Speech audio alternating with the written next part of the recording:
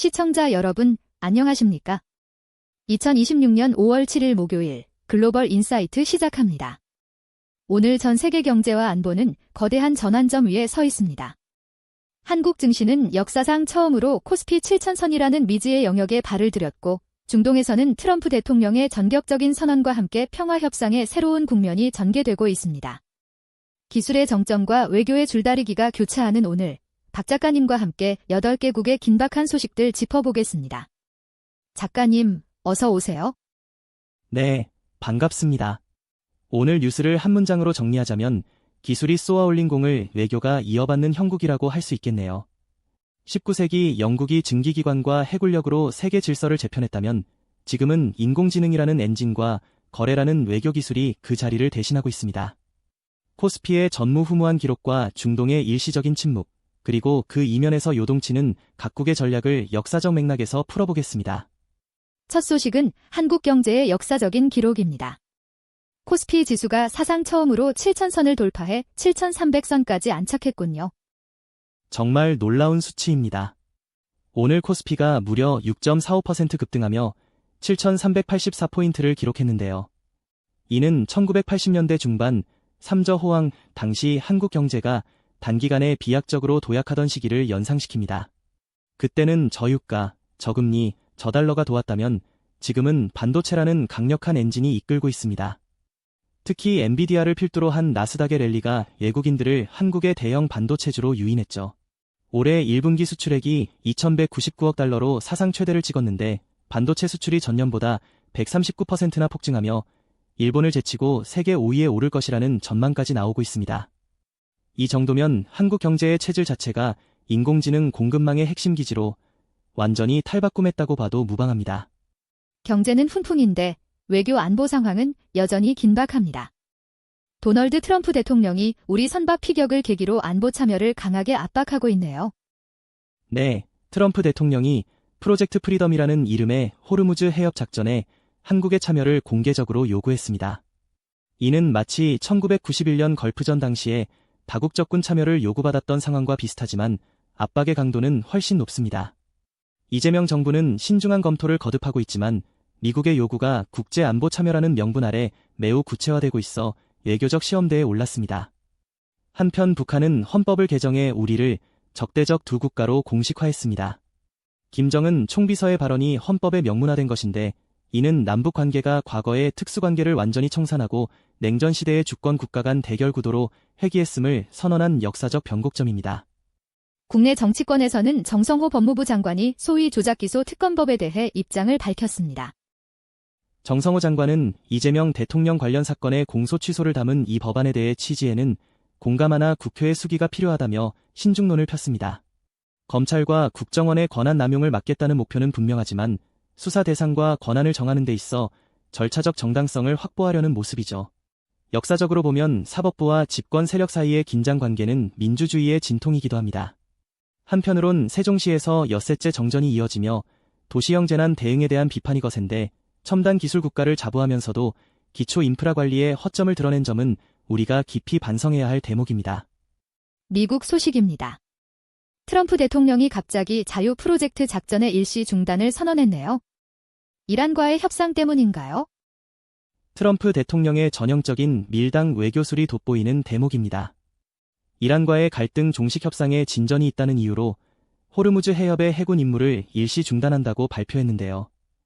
이는 1970년대 닉슨 대통령이 중국과 전격적으로 손을 잡으며 국제 정세를 반전시켰던 닉슨 독트린의 현대적 변주처럼 보입니다. 물론 대면 협상은 아직 이르다며 선을 긋긴 했지만 파키스탄의 중재와 군사적 우위를 바탕으로 이란을 테이블로 끌어내려는 심리전이죠. 덕분에 유가가 하락하며 미 증시 3대 지수는 또다시 사상 최고치를 경신했습니다. 경제 면에서는 인공지능 제조 인프라에 대한 대규모 투자가 발표되었군요. 엔비디아와 코닝이 손을 잡았습니다. 차세대 인공지능 인프라의 필수적인 첨단 광학 연결 솔루션을 미국 내에서 직접 제조하기로 한 건데요. 노스캐롤라이나와 텍사스에 3개의 공장을 짓고 3,000개 이상의 일자리를 만들겠다는 계획입니다.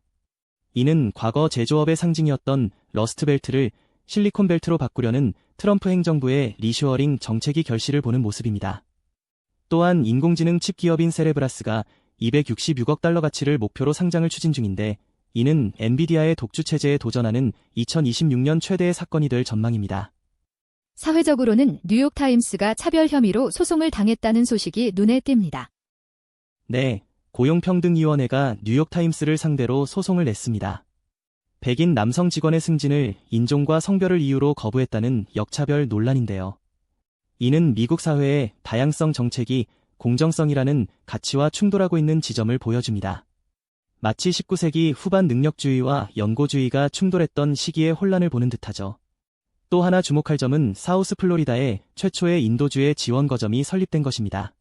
국무부가 허리케인 시즌을 앞두고 서반구에 대한 주도권을 강화하려는 움직임인데, 기후 위기를 외교적 영향력 확대의 기회로 삼는 영리한 전략입니다. 중국은 트럼프 대통령의 방중 가능성을 열어두며 외교적 보폭을 넓히고 있습니다. 린젠 외교부 대변인이 기자회견에서 트럼프 대통령의 중국 방문과 관련해 소통을 유지하고 있다고 밝혔습니다.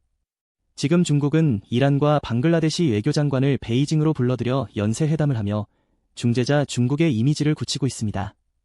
특히 왕이 부장은 이란 측에 조속한 휴전과 지역평화 체제 구축을 촉구했는데, 이는 과거 당나라 시대 장안이 서역과 동양을 잇는 평화의 거점 역할을 했던 만방레조의 현대판을 꿈꾸는 전략입니다.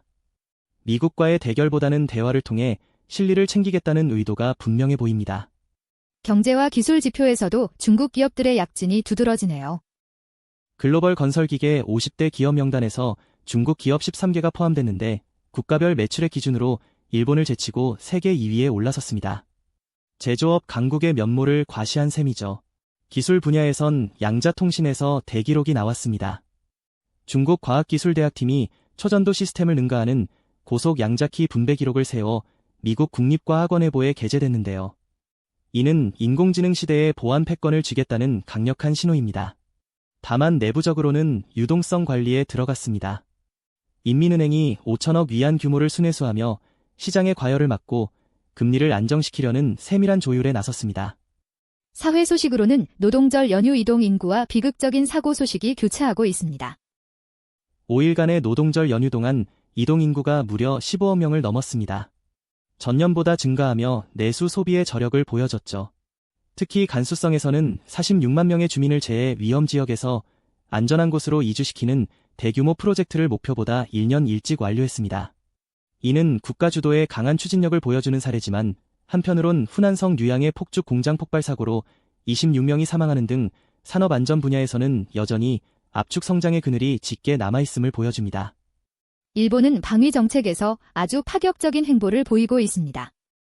호위함 수출과 미사일 발사 소식이 있네요.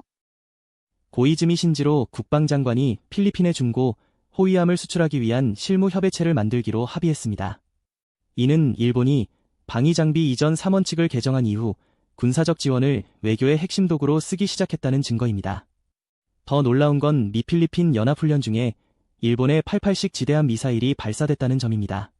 전후 일본이 해외에서 공격형 미사일을 쏜 첫 사례인데, 이에 대해 중국이 군국주의 침략 역사를 반성하라며 강하게 반발하고 나섰습니다. 마치 20세기 초 일본의 대륙 진출 당시의 긴장감이 재현되는 느낌입니다. 기술적으로는 오픈AI와 엔스로픽이 일본 시장을 공략하고 있습니다. 오픈AI가 GPT 5.5 인스턴트를 업데이트하며 인공지능의 최대 약점인 환각 현상을 52% 이상 줄였다고 발표했습니다. 이제 의료나 금융 같은 고위험 분야에서도 인공지능을 쓸 수 있는 길이 열린 거죠. 엔스로픽 역시 금융 업무를 자동화하는 에이전트 열종을 발표했는데, 일본 NEC가 이를 도입하기로 했습니다.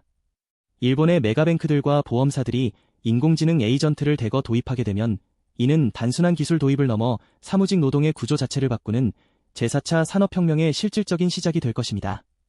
내부적인 경제난과 자연재해 소식도 전해주시죠. 건축 자재 가격이 급등하면서 일본 건설업계가 비상입니다. 철강과 단열재 가격이 20% 이상 오르며 수주를 중단하는 사태까지 벌어지고 있는데요. 이는 전 세계적인 공급망 불안과 원가 상승 압력이 일본의 기초산업을 압박하고 있는 모습입니다. 설상가상으로 후쿠시마와 가나가와에서 진도 3의 지진이 발생하고 11년 만에 5개월 연속 태풍이 발생하는 기록을 세우며 태풍어허 하구피까지 발생했습니다. 자연의 위협 속에서도 일상을 유지해야 하는 일본 사회의 고뇌가 깊어지는 지점입니다. 중동 상황으로 넘어가 보겠습니다. 트럼프 대통령이 이란의 7주일이라는 최후 통첩성 시한을 줬군요. 네, 핵협상 최종 합의를 위해 일주일의 시간을 줬습니다. 베냐민 네타냐후 이스라엘 총리는 이란의 농축 우라늄 제거를 두고 미국과 긴밀히 조율 중임을 확인했죠. 지금 상황은 마치 1962년 쿠바 미사일 위기 당시 케네디 대통령이 소련의 시한을 두고 압박하던 긴박함을 떠올리게 합니다. 이란은 평화 제안을 검토 중이라면서도 혁명 수비대를 통해 예상치 못한 방식으로 대응할 것이라며 팽팽하게 맞서고 있습니다. 하지만 호르무즈 해협 통행량이 분쟁 이후 최저치를 기록하며 이란 경제도 한계에 부딪힌 모습입니다. 이스라엘은 전선을 확대하지 않겠다면서도 베이루트를 공격하는 등 모순적인 행보를 보이고 있습니다. 하마스가 무장 해제를 거부하자 가자지구 대신 다른 전선에 자원을 집중하겠다는 전략입니다. 실제로 헤즈볼라 사령관 암살을 위해 베이루트를 공격했죠. 흥미로운 건 이런 혼란 속에서도 이스라엘의 인공지능과 로봇 산업은 폭발적으로 성장하고 있다는 점입니다. ARM 이스라엘 관계자에 따르면 자율주행과 국방 인공지능 분야의 수요가 엄청나다고 하네요. 전쟁의 위기가 오히려 기술적 진보를 가속하는 전쟁 경제의 역설적인 모습을 보여주고 있습니다. 짧은 글로벌 단신들 모아보겠습니다. 방글라데시와 중국의 밀착, 그리고 이란의 문화 소식이 있네요. 방글라데시 외교장관이 베이징을 방문해 중국과 상호 핵심 이익 지지를 약속했습니다. 서남아시아에서 중국의 영향력이 더 공고해지는 신호입니다. 이란에서는 이런 긴장 속에서도 로즈워터 축제가 열렸습니다. 전통 문화를 지키려는 민초들의 노력인데 투옥 중인 노벨상 수상자 나르게스 모하마디의 건강 악화 소식과 겹쳐지며 인권과 전통 사이의 복잡한 이란 사회를 보여줍니다.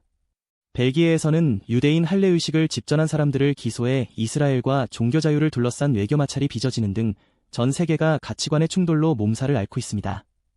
네, 오늘 한국의 코스피 7,000선 돌파부터 중동의 긴박한 평화 협상까지 짚어봤습니다. 박 작가님, 오늘의 한 줄 평 부탁드립니다. 오늘의 한 줄 평은 숫자는 최고를 가리키고 대화는 최선을 향한다로 하겠습니다. 코스피의 숫자는 우리 경제의 최고점을 보여주지만 결국 그 성장을 완성하는 건 중동과 북한이라는 지정학적 리스크를 해결할 대화의 기술일 것입니다. 역사는 언제나 숫자가 아닌 사람의 선택으로 흐름이 바뀌었다는 점을 기억해야겠습니다. 네, 수치와 맥락을 넘나드는 통찰. 오늘도 감사합니다. 글로벌 인사이트 여기서 마치겠습니다. 시청자 여러분, 오늘도 활기차고 의미 있는 하루 보내시길 바랍니다. 고맙습니다.